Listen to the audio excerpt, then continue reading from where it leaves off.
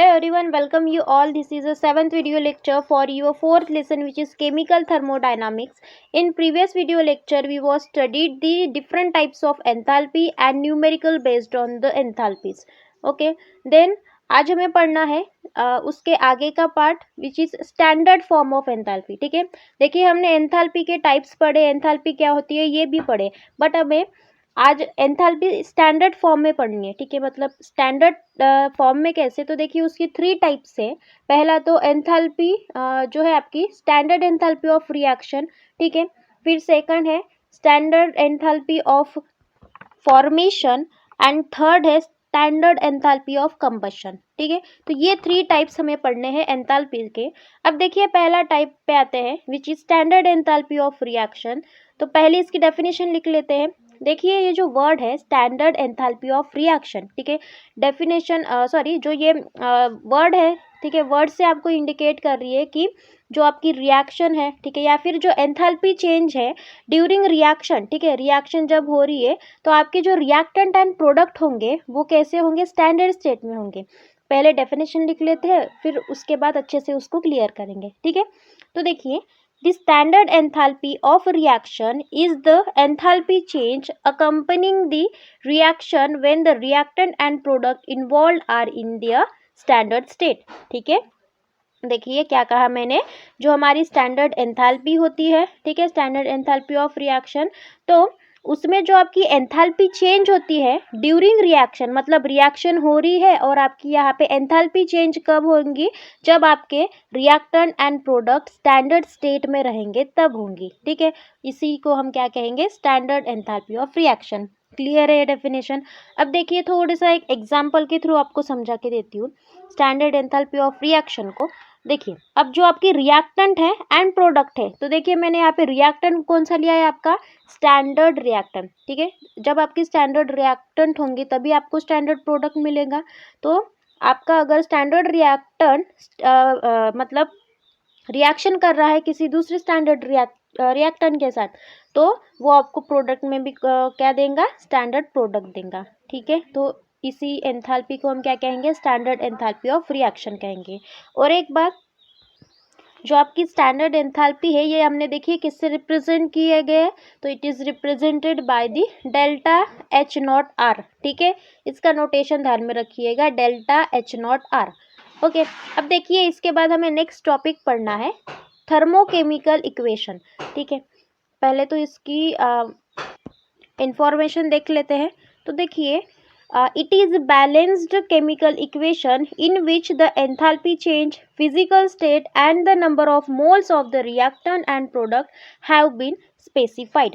ठीक है, देखिए थर्मोकेमिकल इक्वेशन, इसका मतलब क्या है, तो जो आपकी बैलेंस्ड केमिकल इक्वेशन होती है, ठीक है, उसकी जो एंथैल्पी चेंज है, मतलब ये आपका डेल्टा एच. ठीक है, फिर उसकी फिजिकल स्टेट, मतलब वो सॉलिड, लिक्विड है कि गैसियस है कि एक्वस फॉर्म है इसका, एंड उसके जो नंबर ऑफ मोल्स, ठीक है, रिएक्टेंट एंड प्रोडक्ट के, वो हम रिएक्शन में स्पेसिफाइड कैसे करेंगे, ये आपको थर्मोकेमिकल इक्वेशन के थ्रू समझेंगे अब यहाँ पे. ठीक है, तो देखिए यहाँ पे 4 रूल्स है. ठीक है, तो हमने यहाँ पे लिखा कि here following guidelines for writing thermochemical equation. ठीक है, बस आपको ये समझना है ना, आपको ये मतलब पेपर में पूछने वाला है कोई भी ना कुछ, बस यहाँ पे आपको ये 4 पॉइंट्स क्लियर करने हैं कि हमको रिएक्शन कैसी लिखनी है यहाँ पे.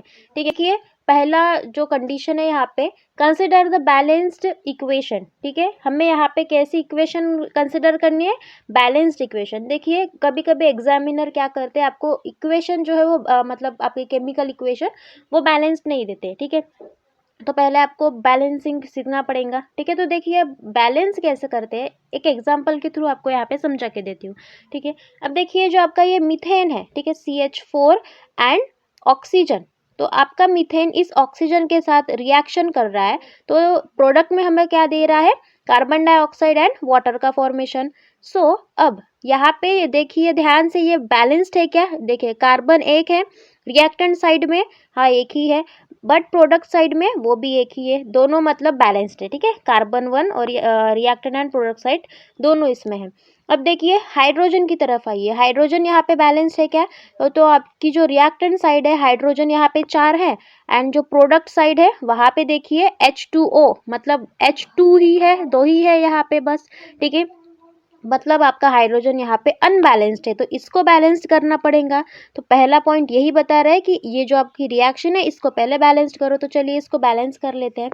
अब देखिए कार्बन तो हमारा बैलेंस्ड है, आपको एक मतलब रूल बता देती हूँ, जब भी आपके हाइड्रोकार्बन्स रहे, ठीक है, मतलब कार्बन हाइड्रोजन एंड उसके अगर उसके साथ ऑक्सीजन रहे, तो पहले आप कार्बन को बैलेंस करिएगा, फिर हाइड्रोजन को एंड देन ऑक्सीजन को, ठीक है। सो देखिए अब आपका जो मैंने बैलेंस्ड इक्वेशन यहाँ पे लिखा है CH4, अब यहाँ पे ट्वाइस O2, इसको बाद में देखेंगे। तो पहले देखिए हाइड्रोजन को बैलेंस, कार्बन तो बैलेंस है बट हाइड्रोजन को बैलेंस कर दीजिए। तो हाइड्रोजन 2 ही थे, तो और 2 चाहिए हमको, ठीक है, एट प्रोडक्ट साइड। तो यहाँ पे हमने देखिए जो आपका वाटर मॉलिक्यूल है उसको 2 से मल्टीप्लाई कर दिया, मतलब ही यहाँ पे जो आपके H है वो कितने बन गए, 4 बन गए। बट देखिए अब यहाँ पे ऑक्सीजन बढ़ गया आपका, ठीक है। अब H2O ऐसे लिखा हमने, तो आपके जो हाइड्रोजन है वो 4 हो गए एंड ऑक्सीजन कितने हो गए, यहाँ पे 2 हो गए वाटर के, ठीक है। तो यहाँ पे 2 है एंड कार्बन डाइऑक्साइड के पास भी 2 ऑक्सीजन है, मतलब कितने हो गए, ये टोटल 4 ऑक्सीजन हो गए in product side. But reactant side में आइए, ऑक्सीजन कितने हैं यहाँ पे, कंसिडर कीजिए, इमेजिन कीजिए, वो 2 नंबर जो मैंने लिखा है उसको हटा दीजिए, ठीक है। 2 ही थे, मतलब O2 ही था वहाँ पे, तो इसको भी बैलेंस करना है ऑक्सीजन को, तो हमने ऑक्सीजन के सामने 2 रख दिया, तो O2O मतलब यहाँ पे कितने हो गए आपके ऑक्सीजन, 4 ऑक्सीजन हो गए, ठीक है। तो ये हो गया आपकी बैलेंस्ड केमिकल इक्वेशन। अब इसके बाद देखिए सेकंड पॉइंट क्या बोल रहा है, the physical state of the reactant and product are specified by letter as in S for solid, L for liquid, G for gas and AQ for aqueous, ठीक है। जो भी आपके रिएक्टेंट्स हैं, प्रोडक्ट्स है, उनके जो स्टेट्स है आपको यहाँ पे नोटिफाई करने हैं, स्पेसिफाइड करने हैं, ठीक है, वहाँ पे उनके लिखने। अगर मीथेन आपकी ये क्या है गैस होंगी तो उसको जी ये जो है आपका, ठीक है, गैस, उसका नोटेशन यूज़ करना है। ऑक्सीजन ये भी गैस है तो उसको भी GC नोटिफाइड कीजिए। कार्बन डाइऑक्साइड भी गैस है एंड H2 आपका लिक्विड है तो उसको L से रिप्रेजेंट कीजिए, ठीक है। क्लियर है इतना। फिर देखिए third, always mention proper sign to delta H value.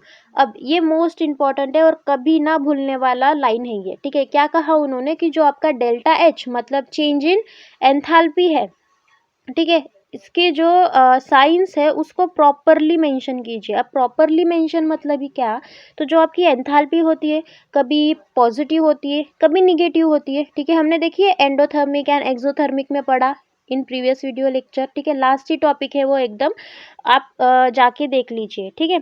तो देखिए जब आपकी मतलब डेल्टा एच आर की वैल्यू जो होती है अगर वो पॉजिटिव रहे, ठीक है, डेल्टा एच आर मतलब भी क्या, चेंज इन एंथैल्पी है, ठीक है। सो देखिए अगर वो पॉजिटिव वैल्यू रही मतलब ही आपकी रिएक्शन कौन सी है, यहाँ पे एंडोथर्मिक है, ठीक है, हमने पढ़ा था ये। और जब निगेटिव रहेंगी उसकी वैल्यू तो आपकी जो रिएक्शन होंगी वो एक्सोथर्मिक होंगी, ठीक है, यही पढ़ा था हमने। तो निगेटिव साइन पॉजिटिव साइन ये अच्छे से मेंशन कीजिए, वो क्या इंडिकेट कर रहे हैं कि जो आपकी रिएक्शन है ये एक्सोथर्मिक है या एंडोथर्मिक है, वो वहाँ पे रिप्रेजेंट करेगा, ठीक है। अब फोर्थ पॉइंट देखिए, if you multiplying reaction by any term so delta H always multiply by those term, ठीक है। क्या कहा मैंने यहाँ पे कि आप जब आपके रिएक्शन है, ठीक है, बैलेंस कर रहे हो, जैसे देखिए हमने मीथेन एंड ऑक्सीजन इसको बैलेंस किया, वो बैलेंस नहीं थी, ठीक है। तो मैंने यहाँ पे क्या किया कि मतलब 2 से मल्टीप्लाई कर दिया ऑक्सीजन को। अब यहाँ पे बस ऑक्सीजन को ही किया, बट इन केस अगर आपको पूरी की पूरी जो आपकी रिएक्शन है कंसिडर कीजिए 3 से मल्टीप्लाई करनी है, पूरी की पूरी रिएक्शन, ठीक है, जो आपका मीथेन है, ऑक्सीजन है, देन कार्बन डाइऑक्साइड, वाटर, ठीक है, उनको पूरे 3 से मल्टीप्लाई करना है, ठीक है। तो ऐसी केस में क्या करोगे, जो आपका डेल्टा एच है उसको कभी मत भूलना, उसको भी 3 से मल्टीप्लाई कर देना, ठीक है। मतलब जो डेल्टा एच है उसकी भी कुछ ना कुछ पॉजिटिव नेगेटिव वैल्यू होगी, ठीक है। तो उस वैल्यू को भी उस नंबर से डिवाइड कर देना, मतलब ये आपका ये 4th पॉइंट हो गया। क्लियर है इतना? तो ये कंडीशंस मोस्ट इंपॉर्टेंट है, ये ध्यान में रखिएगा कि मतलब जो थर्मोकेमिकल इक्वेशंस है उसको कैसे बैलेंस करना है, ठीक है। अब चलिए नेक्स्ट टॉपिक पे, स्टैंडर्ड एंथैल्पी ऑफ फॉर्मेशन, ठीक है। अब इसकी डेफिनेशन देख लेते हैं, standard enthalpy of formation. So, the enthalpy change that occurs during the formation of product in a standard state from reactant in the standard state is called as a standard enthalpy of formation, ठीक है। क्या कहा हमने कि enthalpy कब occur हो रही है, during the formation of product, but कौन सी स्टेट में है आपका प्रोडक्ट, स्टैंडर्ड स्टेट में है। अब देखिए, जब आपका प्रोडक्ट स्टैंडर्ड स्टेट में है तो आपका जो रिएक्टेंट है वो भी स्टैंडर्ड स्टेट में ही होगा, ठीक है। जब तक कि आपका जो रिएक्टेंट है वो स्टैंडर्ड स्टेट में ना हो तब तक कि आपको प्रोडक्ट मिलेगा क्या स्टैंडर्ड स्टेट में, नहीं मिलेगा, ठीक है। तो समझिए डेफिनेशन क्या बोल रही है, सिंपली कह रही है कि एंथैल्पी चेंज कब हो रही है यहाँ पे, during the formation of product in standard state from reactant in the standard state, ठीक है। मतलब आपकी जो एंथैल्पी चेंज है इन रिएक्शन वो कब फॉर्म हो रही है, तो जब आपका प्रोडक्ट स्टैंडर्ड स्टेट में होगा। एंड स्टैंडर्ड स्टेट में कैसे मिलेगा, तो आपकी जो रिएक्टेंट है वो जब स्टैंडर्ड स्टेट में होंगी तब मिलेगा। तो ऐसे रिएक्शन को हम क्या कहेंगे, स्टैंडर्ड एंथैल्पी ऑफ फॉर्मेशन, ठीक है। या फिर ऐसे टर्म को क्या कहेंगे, standard state of standard enthalpy of formation. Okay, clear है इतना? फिर देखिए नेक्स्ट टॉपिक पढ़ना है हमें, कैलकुलेशन ऑफ स्टैंडर्ड एंथैल्पी, ठीक है। स्टैंडर्ड एंथैल्पी के कैलकुलेशंस कैसे करनी है, आपकी जो इक्वेशन है, रिएक्शन है, ठीक है, वो कैसी लिखनी है यहाँ पे, वो यहाँ पे देखनी है। तो देखिए पहला topic, standard enthalpy of formation of one element is a zero, ठीक है।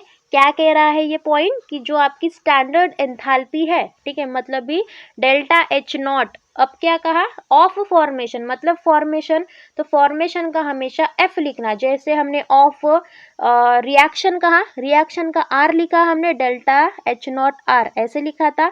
तो यहाँ पे स्टैंडर्ड एंथैल्पी ऑफ फॉर्मेशन के लिए क्या लिखना है आपको, डेल्टा एच नॉट एफ, ठीक है, स्टैंडर्ड एंथैल्पी ऑफ फॉर्मेशन के लिए। अब देखिए जो आपकी स्टैंडर्ड एंथैल्पी ऑफ फॉर्मेशन है, अगर वन एलिमेंट रहा, मतलब एक अकेला एलिमेंट रहा, तो उसके लिए आपकी जो वैल्यू है वो कैसे हो जाएंगी, जीरो हो जाएंगी, ठीक है। अब देखिए वो कैसे, तो एक एग्जांपल के थ्रू समझते हैं। देखिए डेल्टा एच नॉट एफ मतलब भी आपकी स्टैंडर्ड एंथैल्पी फॉर्मेशन H2 की दिया गया है, ठीक है। मतलब H2 मतलब भी क्या, H सिंगल बॉन्ड H, ठीक है, ऐसे ही होता है। तो फिर दूसरा एग्जाम्पल लिया हमने, delta H not F Cl2, ठीक है, मतलब Cl सिंगल बॉन्ड Cl ऐसा है, ठीक है। And delta H not F C2 is equals to zero, मतलब ये तीनों की तीनों कैसे होंगे, जीरो के बराबर हो गए, ठीक है। अब ये जीरो के बराबर क्यों हो रहे हैं, तो देखिए जो आपका यहाँ पे Cl2 है, H2 है, C2 है, यहाँ पे कैसे दोनों भी एलिमेंट कॉमन है, ठीक है। C double bond C single bond Cl single bond Cl, ठीक है, ऐसे है। तो ऐसे भी टर्म रही तो उसको जीरो कंसिडर करना है। एंड आपका अगर सिंगल एलिमेंट रहे, मतलब भी delta H not F in bracket C, ठीक है, मतलब वैल्यू कैसे हो जाएंगी, यहाँ पे जीरो हो जाएंगी, ठीक है। ये टर्म मोस्ट इंपॉर्टेंट है और इसका न्यूमेरिकल में भी बहुत ज़्यादा यूज है, ठीक है।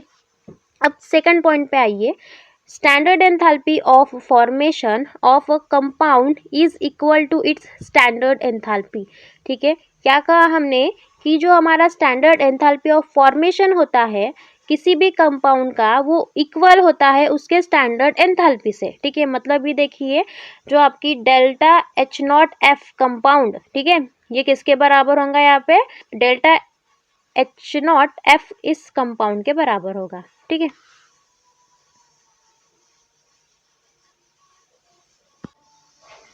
अब देखिए इसके बाद एक रिएक्शन कंसिडर करनी है, जो कि आपकी स्मॉल ए plus B gives small C capital C plus D, ठीक है। मतलब रिएक्शन आपको ये कंसिडर करनी है। तो देखिए जो small a, b, c and d मैंने आपको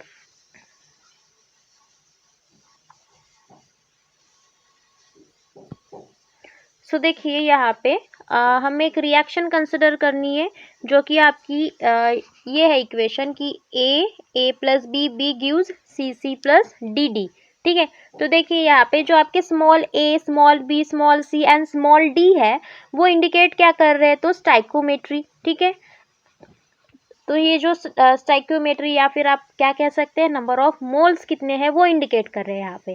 ठीक है, सो अब देखिए जो आपकी standard enthalpy of the reaction is given by, ठीक है, मतलब जो आपकी स्टैंडर्ड एंथैल्पी ऑफ रिएक्शन है, एक फार्मूला है, वो फार्मूला आपको लास्ट में बताऊंगी यहाँ पे। ठीक है, तो उस फार्मूला के थ्रू हमें ये जो आपका इक्वेशन है ये बैलेंस या फिर ये लिख के हमें यहाँ से डेल्टा एच नॉट एफ की वैल्यू निकालनी है। ठीक है, तो देखिए फार्मूला क्या है आपका कि जो आपकी reactant side and product side जो होती है, ठीक है, आपका summation of product side and summation of reactant side, इन दोनों में जो डिफरेंस होता है उसको क्या कहते हैं हम, डेल्टा एच नॉट एफ। ठीक है, ये याद में रखिएगा। तो देखिए वही कर रहे हैं हम यहाँ पे, delta H not F is equals to C H naught C plus D H naught D minus A H naught A plus B H naught B. ठीक है, अब देखिए सी क्या इंडिकेट कर रहे हैं यहाँ पे, स्मॉल सी, तो नंबर ऑफ मोल्स को, एंड आप डेल्टा जो आपका एच नॉट सी है, ठीक है, वो क्या है आपका स्टैंडर्ड एंथैल्पी है फॉर सी के लिए। सो देखिए अब इन दोनों का समेशन, मतलब रिएक्टेंट एंड प्रोडक्ट, इनका हमें समेशन लिखना है। तो इन केस ऑफ समेशन कैसे हो जाएगा यहाँ पे, C summation in terms of standard enthalpy of reaction of C. ठीक है, मतलब ये पूरा का पूरा ऐसे इक्वेशन लिखना है। ठीक है, इसको ध्यान से देखिएगा।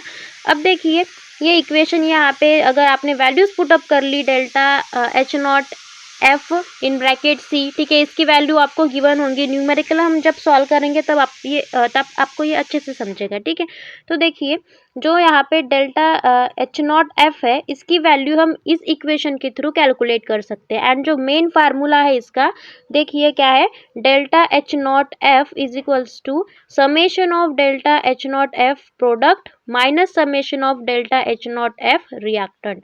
ठीक है, ये फार्मूला हमेशा ध्यान में रखना। अब देखिए इसके बाद न्यूमेरिकल को सॉल्व करते हैं।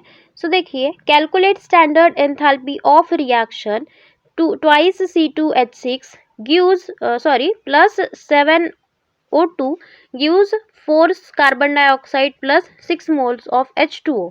ठीक है, फिर गिवन में देखिए क्या लिखा है, given that delta H are for CO2 is -393.5 kg पर मोल। ठीक है, एंड H2O के लिए भी देखिए वैल्यू गिवन है आपकी -285.8 and delta H are of C2H6, मतलब ये आपकी जो इथेन है उसके लिए भी वैल्यू है -84.9। ठीक है, ये सभी गिवन में है। तो चलिए पहले गिवन में ये सभी वैल्यूज पुट अप कर लेते हैं। ठीक है, गिवन हो गया हमारा लिख के। अब टू फाइंड क्या करना है यहाँ पे, तो उन्होंने हमें क्या कहा कि स्टैंडर्ड एंथैल्पी ऑफ रिएक्शन को फाइंड कीजिए, मतलब ही डेल्टा एच नॉट आर की वैल्यू फाइंड कीजिए। तो देखिए थोड़ी देर पहले मैंने आपको फार्मूला बताया था कि कौन सा फार्मूला यहाँ पे यूज करना है, तो वो फार्मूला लिख लीजिए। यहाँ पे क्या है, delta H naught R is equals to summation of delta H naught of product plus delta H naught of reactant. ठीक है, यही फार्मूला हमें यूज करना है। सो देखिए सोल्यूशन में हमेशा पहले क्या लिखना है, यहाँ पे रिएक्शन लिख देना है आपको।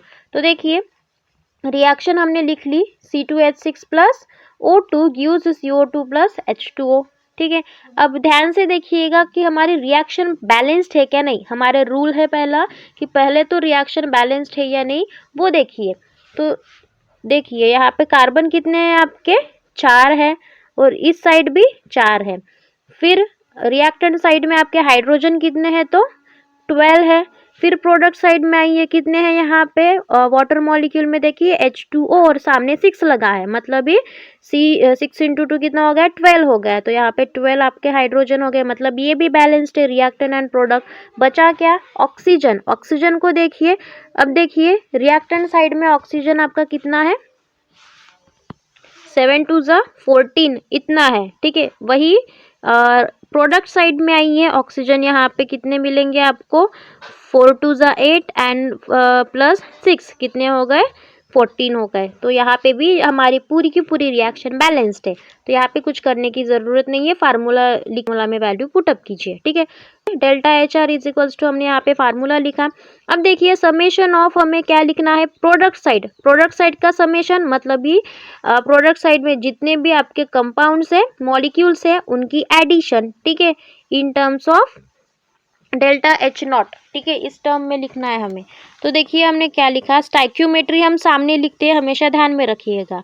तो 4 delta H not F of CO2, ठीक है। देखिए रिएक्शन में आइए थोड़ा, पहले तो हमें प्रोडक्ट साइड लिखनी है, तो प्रोडक्ट साइड को लिखेंगे, क्या है हमारे जो CO2 के मॉलिक्यूल्स है वो कितने हैं 4 है, ठीक है। तो हमने सामने पहले क्या लिखा 4 लिखा, फिर delta H not F of CO2 ऐसे लिख देना, ठीक है। फिर प्लस H2O कितना है 6 है उसकी स्टाइक्यूमेट्री, तो हमने यहाँ पे 6 लिखे and delta H not F in bracket H2O, ठीक है, ऐसे लिखते जाओ यहाँ पे। फिर माइनस, ठीक है, माइनस क्या है minus summation of delta H naught of reactant side. अब रिएक्टेंट साइड को, तो रिएक्टेंट साइड में देखिए जो आपकी इथेन है मतलब C2H6 है वो कितना है, उसके सामने देखिए एकदम 2 है वो, तो 2 मॉलिक्यूल्स है उसके, तो हमने यहाँ पे 2 लिखा and delta H not F C2H6 ऐसे लिख दिया।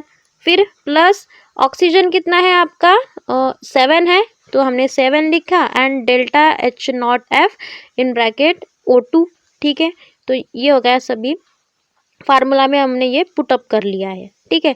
फिर देखिए delta H not F CO2 की वैल्यू गिवन है आपके पास, फिर डेल्टा एच नॉट H2O की वैल्यू गिवन है, वैसे ही C2H6 की भी वैल्यू गिवन है, बट O2 की वैल्यू गिवन नहीं है, तो ये बाद में बताती है O2 की वैल्यू कैसे आएंगी। यहाँ पे पहले यहाँ पे वैल्यूज पुटअप कर लीजिए, तो क्या हो जाएगा 4 into minus 393.5 plus 6 into minus 285.8, ठीक है, एंड माइनस में फिर 2 इंटू माइनस 84.9 प्लस, अब देखिए 7 इंटू यहाँ पे 0 लिखा।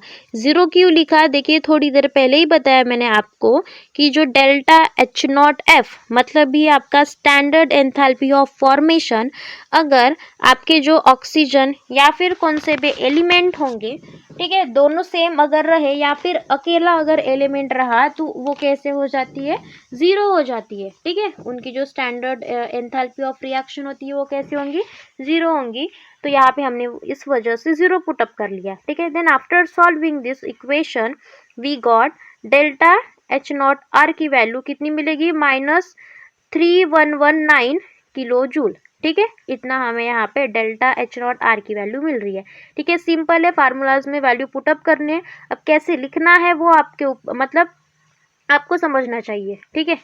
जैसे मैंने लिखा वैसे ही यहाँ पे आपको लिखना है, ठीक है। अब देखिए इसके बाद तो चलिए इसके बाद अब हमें देखना है स्टैंडर्ड एंथैल्पी ऑफ कंबशन क्या होता है, ठीक है। ये हमारा 3rd टॉपिक है। सो देखिए पहले इसकी बेसिक कॉन्सेप्ट क्लियर करेंगे, उसके बाद इसकी डेफिनेशन लिखेंगे। तो बेसिक कॉन्सेप्ट में फर्स्ट है आपका कंबशन, ठीक है, मतलब यहाँ पे हमें वर्ड को तोड़ना है फिर जोड़ना है, ठीक है। तो देखिए कंबशन की डेफिनेशन क्या है, तो combustion is a chemical process in which a substance reacts rapidly with oxygen, ठीक है। सिंपल है, कंबशन क्या है, ये एक ऐसी केमिकल प्रोसेस है जो एक कंपाउंड या फिर सब्सटेंस के साथ रैपिडली रिएक्शन जो आपका कंपाउंड होता है वो ऑक्सीजन के साथ रैपिडली रिएक्शन करता है, ठीक है। एक बार और रिपीट कर लेते हैं, कंबशन क्या है, ये ऐसी केमिकल प्रोसेस है जब आपका जो कंपाउंड होता है वो जो आपका ऑक्सीजन है उसके साथ वो रैपिडली रिएक्ट कर लेता है, ठीक है। देखिए हमने शॉर्ट में लिखा कंबशन गिव्स या फिर combustion is equals to compound plus oxygen, ये होता है, ठीक है। फिर देखिए हाइड्रोकार्बन्स क्या है, तो the combination of hydrogen and carbon, बस इतना ही ध्यान में रखना। हाइड्रोकार्बन किसी ने पूछा, हाइड्रो मीन्स आपका hydrogen and carbon means carbon ही होता है, ठीक है। तो combination of hydrogen and carbon मतलब ये आपका हाइड्रोकार्बन। फिर उसके कुछ एग्जाम्पल लिखिए हमने, जैसे कि methane means CH4, ethane C2H6 and propane C3H8, ठीक है। ये सभी आपके एग्जाम्पल्स है हाइड्रोकार्बन के। फिर थर्ड पॉइंट, अब जो आपका कंबशन एंड हाइड्रोकार्बन ये हमने पढ़ा, तो इस दोनों टर्म को अब हमें कंबाइन करके पढ़ना है, ठीक है, मतलब कम ऑफ हाइड्रोकार्बन्स, ठीक है, दोनों को कंबाइन करके पढ़ना है यहाँ पे। तो देखिए, when the hydrocarbon compound react with oxygen to gives carbon dioxide and water molecule, ठीक है, जब आपके हाइड्रोकार्बन्स होते हैं वो ऑक्सीजन के साथ अगर रिएक्शन करेंगे तब वो आपको प्रोडक्ट में क्या देंगे, कार्बन डाइऑक्साइड एंड H2O, मतलब ये आपका वाटर मॉलिक्यूल, ठीक है। देखिए सिंपल हमने जनरल रिएक्शन यहाँ पे लिखी है, hydrocarbon plus oxygen gives CO2 plus H2O, ठीक है, ये माइंड में फिट करके रखिए। जब भी कार्बन ऑक्सीजन के साथ रिएक्शन करेगा तब हमें प्रोडक्ट में कार्बन डाइऑक्साइड एंड वाटर मिलेगा ही मिलेगा, ठीक है। फिर अब देखिए नेक्स्ट टॉपिक पे आइए, जो कि आपका स्टैंडर्ड एंथैल्पी ऑफ कंबशन, ठीक है, हमने कंबशन क्लियर कर लिया यहाँ पे। तो अब स्टैंडर्ड एंथैल्पी ऑफ कंबशन मतलब क्या, तो simply enthalpy change that occurs when 1 mole of substance in a standard state is oxidized is called as a enthalpy of combustion। जो भी आपका एंथैल्पी चेंज हो रहा है इन 1 मोल ऑफ सब्सटेंस, ठीक है, जब आपका 1 मोल ऑफ सब्सटेंस जो कि स्टैंडर्ड स्टेट में रहेगा वो ऑक्सीडाइज्ड होगा, ठीक है, मतलब ही ऑक्सीजन के साथ रिएक्शन करेगा, ऐसे चेंज को हम क्या कहेंगे, एंथैल्पी ऑफ कंबशन कहेंगे। और एक बार रिपीट कर लेते हैं, जो आपकी एंथैल्पी चेंज होती है, ठीक है, ये कैसी हो रही है, तो जब आपका 1 mole of substance in standard state, ठीक है, वो कैसे स्टेट में रहेगा, स्टैंडर्ड स्टेट में रहेगा, और वो ऑक्सीडाइज कर रहा है। ऑक्सीडाइज मतलब ही क्या, कंबशन, ठीक है, कंबशन मतलब ही जो आपका ऑक्सीजन है वो उस सब्सटेंस के साथ रिएक्शन करेगा, जो आपका 1 मोल ऑफ सब्सटेंस है उसके साथ रिएक्शन करेगा। तो ऐसे चेंज को, ऐसे एंथैल्पी चेंज को हम क्या कहेंगे, स्टैंडर्ड एंथैल्पी ऑफ कंबशन कहेंगे, ठीक है, क्लियर है इतना। अब देखिए वही चीज हमें यहाँ पे भी लिखी है, it is represented by the delta H0C, ठीक है, CQ, C for combustion, that's why हमने यहाँ पे C लिखा, ठीक है। तो ये नोटेशन ध्यान में रखिएगा। एंड इसका जो जनरल रिएक्शन है वो भी लिख लेते हैं। जब हमारे हाइड्रोकार्बन्स, ठीक है, 1 मोल ऑफ सब्सटेंस या फिर 1 mole of hydrocarbons when reacts with oxygen और oxidized gives CO2 plus H2O, ठीक है। अब देखिए उसका एक एग्जाम्पल ले लेते हैं, जैसे आपका जो मीथेन है वो ऑक्सीजन के साथ रिएक्शन कर रहा है, तो देखिए प्रोडक्ट में वो कार्बन डाइऑक्साइड एंड वाटर का फॉर्मेशन कर रहा है, ठीक है। अब देखिए जो आपकी ये रिएक्शन है ये बैलेंस्ड है क्या, नहीं, आपकी रिएक्शन यहाँ पे बैलेंस्ड नहीं है, ठीक है। तो चलिए पहले इसको बैलेंस्ड कर लेते हैं, ठीक है। तो देखिए पहले कार्बन को देखिए, कार्बन कितना है इन रिएक्टेंट साइड, तो बस मीथेन में ये एक ही हमें यहाँ पे कार्बन दिख रहा है। फिर देखिए प्रोडक्ट साइड में भी जो कार्बन डाइऑक्साइड है उसमें भी एक ही दिख रहा है, मतलब हमारा यहाँ पे जो C है वो बैलेंस्ड है, ठीक है। फिर हाइड्रोजन को देखिए, हाइड्रोजन मीथेन के पास देखिए 4 है और रिएक्टेंट साइड में आइए तो बस 2 ही दिख रहे हैं, तो यहाँ पे बैलेंस करना पड़ेगा। अगर जो हमारा वाटर मॉलिक्यूल है मैंने उसको 2 से मल्टीप्लाई कर दिया, तो यहाँ पे हाइड्रोजन की जो वैल्यू है वो कितनी हो जाएगी, 4 हो जाएगी, ठीक है। तो मैंने उसको यहाँ पे 2 से मल्टीप्लाई कर दिया, तो यहाँ पे लिखिए फिर 2, ठीक है। तो यहाँ पे 4H2 हो गए, 4 मोल्स ऑफ हाइड्रोजन हो गए। फिर ऑक्सीजन के पास आइए, ऑक्सीजन देखिए इन रिएक्टेंट साइड कितने हैं, 2 ही है, बस O2 लिखा हमने तो 2 है, ठीक है। एंड प्रोडक्ट साइड में देखिए अब कार्बन डाइऑक्साइड, इसके पास भी 2 ऑक्सीजन है एंड वाटर के पास भी 2 ऑक्सीजन है, मतलब टोटल 4 ऑक्सीजन हो गए। एंड रिएक्टेंट साइड में 2 ही है, तो जो आपका O2 है, ठीक है, रिएक्टेंट साइड वाला, उसको अगर हमने 2 से मल्टीप्लाई कर दिया तो वो भी 4 हो जाएगा। तो फिर यहाँ पे आपकी जो रिएक्शन है कैसे हो जाएंगी, बैलेंस्ड हो जाएंगी, ठीक है। सेम चीज़ वही यहाँ पे भी करनी है, C3H8, ठीक है। ये आपका जो मॉलिक्यूल है ठीक है, जो हाइड्रोकार्बन्स है अगर ऑक्सीजन के साथ रिएक्शन कर रहा है तो कार्बन डाइऑक्साइड एंड वाटर का फॉर्मेशन कर रहा है। ये भी रिएक्शन अनबैलेंस्ड है। तो पहले कार्बन को देखिए वो बैलेंस्ड है क्या, देखिए जो आपकी रिएक्टेंट साइड है वहाँ पे CH3H8 उसमें आपके जो कार्बन है वो 3 है, एंड इन प्रोडक्ट साइड जो कार्बन डाइऑक्साइड है वहाँ पे एक भी नहीं है, मतलब एक ही है। ठीक है, एक भी नहीं मतलब क्या, वहाँ पे 1 है। ठीक है, तो इसको बैलेंस करना पड़ेगा। तो जो आपकी जो CO2 है उसको अगर हमने 3 से मल्टीप्लाई कर दिया तो जो आपके कार्बन डाइऑक्साइड है वो कितने हो जाएंगे, 3 मॉलिक्यूल्स हो जाएंगे यहाँ पे। ठीक है, तो यहाँ पे हमारा जो कार्बन है ये बैलेंस्ड हो गया। फिर देखिए हाइड्रोजन की तरफ आइए, हाइड्रोजन कितने रिएक्टेंट साइड में तो 8 है। ठीक है, वही प्रोडक्ट साइड में देखिए बस 2 ही है। तो मुझे उसको जो आपका H2 है उसको मुझे 4 करना है, सॉरी 8 करना है, तो उसको मुझे 4 से मल्टीप्लाई करना पड़ेगा।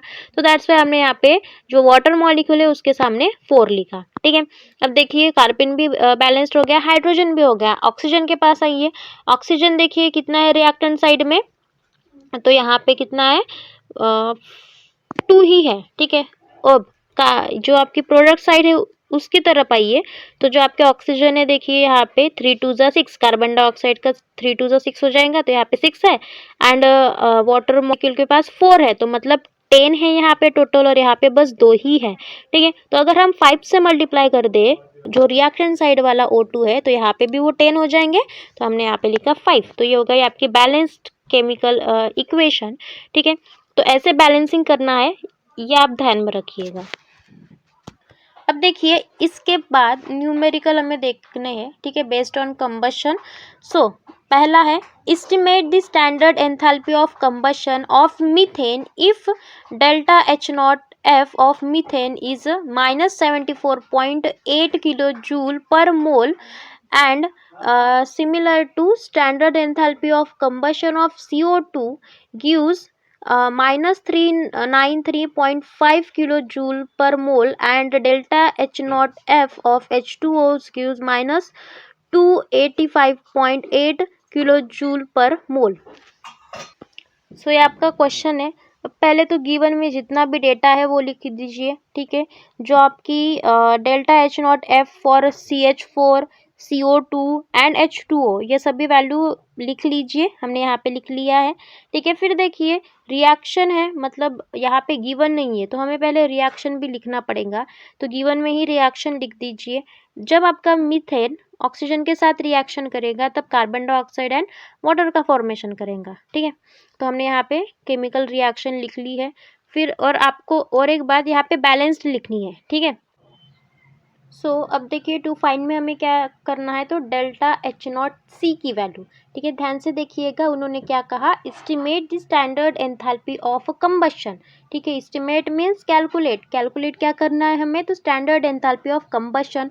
और मैंने आपको उसका नोटिफिकेशन भी बताया कि जो आपका स्टैंडर्ड एंथैल्पी ऑफ कंबशन है उसको आपको डेल्टा H0C से ही रिप्रेजेंट करना है। ठीक है, तो हमने उसको उससे ही रिप्रेजेंट किया। देखिए यहाँ पे मेन ट्विस्ट क्या है, तो जो आपका डेल्टा H0R या फिर डेल्टा H0F और डेल्टा H0C, ठीक है, ये टर्म्स अगर रहे तो दोनों मतलब सॉरी तीनों के लिए भी सेम ही फार्मूला है। ठीक है, चेंज क्या है, बस नोटेशन में है।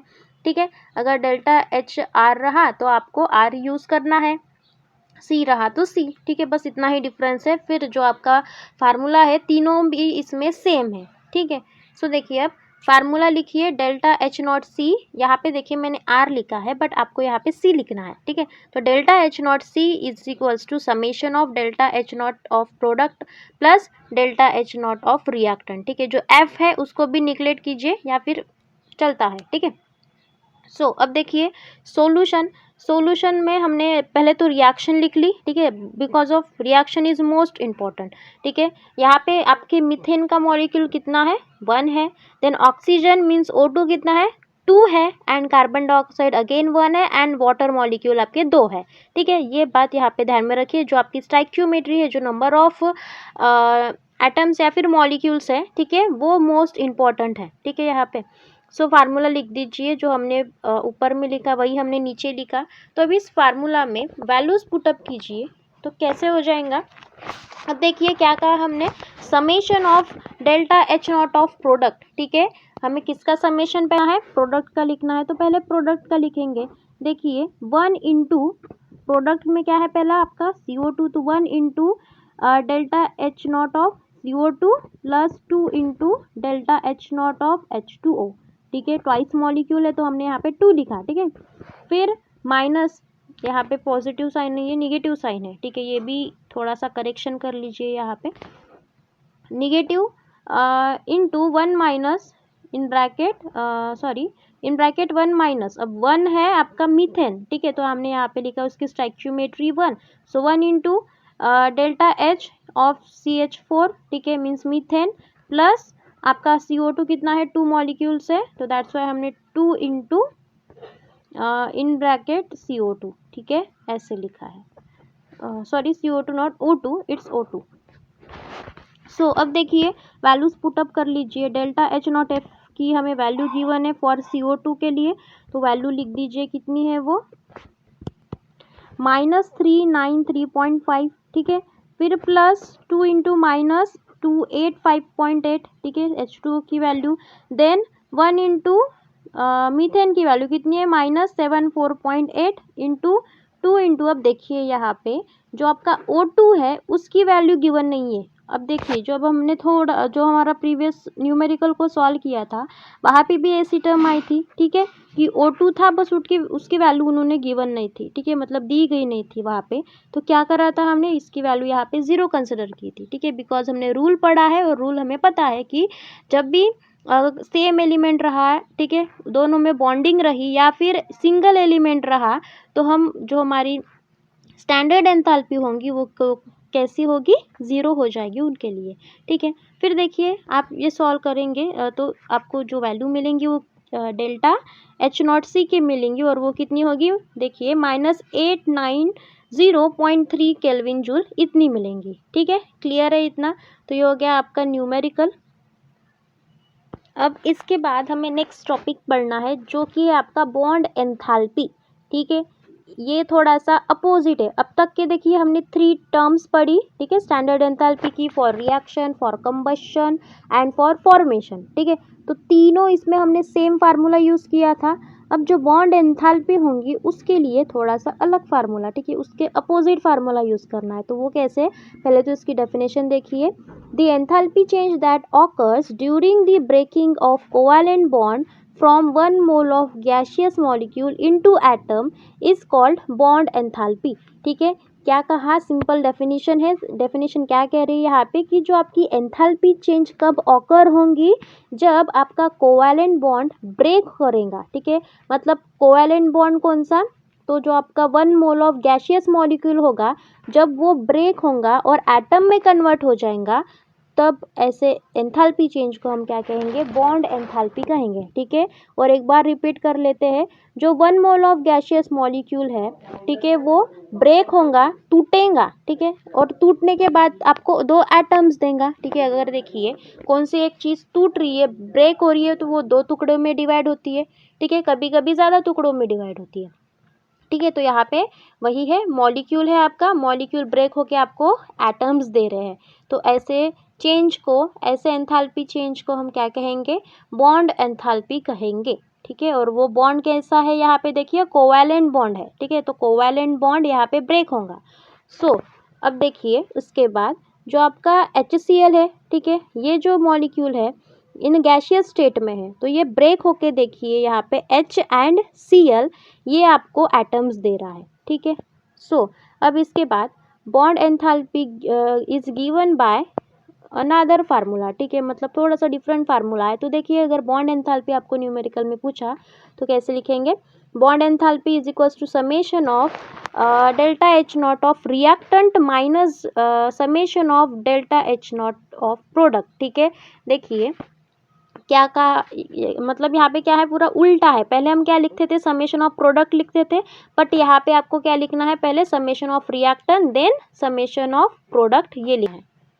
देन इसके बाद नेक्स्ट टर्म है बेसिक कॉन्सेप्ट की। ठीक है, पहले बेसिक कॉन्सेप्ट क्लियर करेंगे। तो फर्स्ट है आपका पॉलीएटॉमिक मॉलिक्यूल। अब ये पॉलीएटॉमिक मॉलिक्यूल मतलब क्या, तो मॉलिक्यूल कंटेनिंग 2 और more atom are polyatomic atoms. ठीक है, क्या होता है, एक ऐसा मॉलिक्यूल जो दो या फिर उससे ज़्यादा एटम मतलब उसके पास दो या फिर उससे ज़्यादा एटम्स होंगे, ठीक है, ऐसे मॉलिक्यूल को हम क्या कहेंगे, पॉलीएटॉमिक मॉलिक्यूल कहेंगे, ठीक है। सो देखिए एक एग्जाम्पल ले लेते हैं वाटर का, जो कि है आपका H2O, ठीक है। अगर H2O को हमने ब्रेक किया तो हमें H एंड OH ये दो एटम्स मिल रहे हैं यहाँ पे, ठीक है।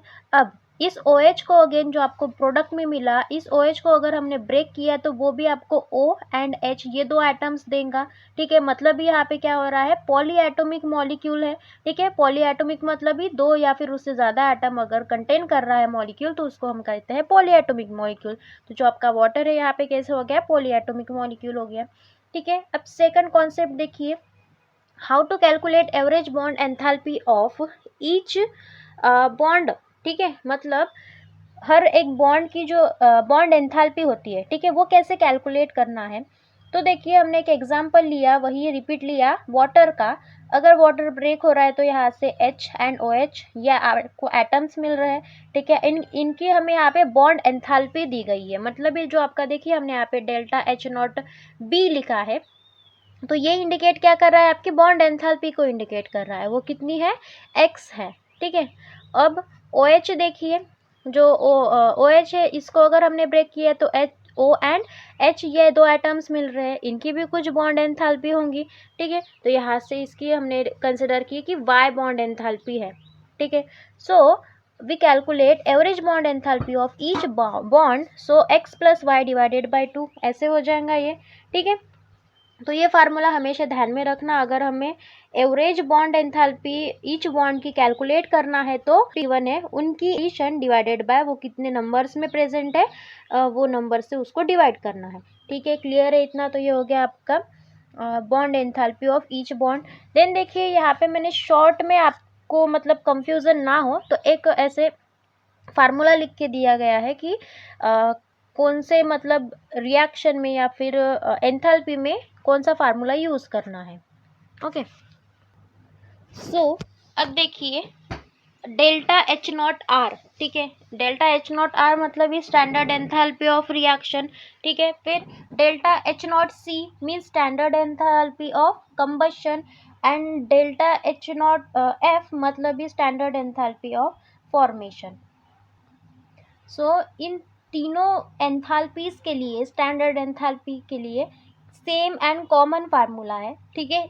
वो कौन सा है, तो देखिए delta H0R is equals to, अब देखिए मैंने R लिखा, ठीक है। अगर रिएक्शन रही, एंथैल्पी चेंज ऑफ रिएक्शन, तो हम R लिखेंगे। अगर कंबशन रहा तो C लिखेंगे एंड फॉर्मेशन रहा तो F लिखेंगे, ठीक है। सो अब देखिए फार्मूला कौन सा यूज करेंगे, summation of delta H0 product minus summation of delta H0 of reactant, ठीक है। ये फार्मूला यहाँ पे यूज करना है। फिर जो आपकी बॉन्ड एंथैल्पी है, ठीक है, मतलब डेल्टा H0B हमने यहाँ पे नेम दिया B उसको।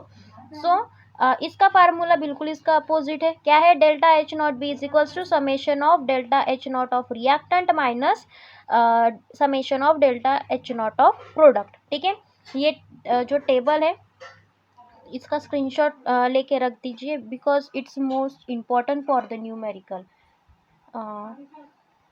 एंड वन मोर थिंग, अगर इसके रिगार्डिंग आपको कुछ भी डाउट्स होगा so please let me know in the comment section, and if you like this video so please like, share and subscribe.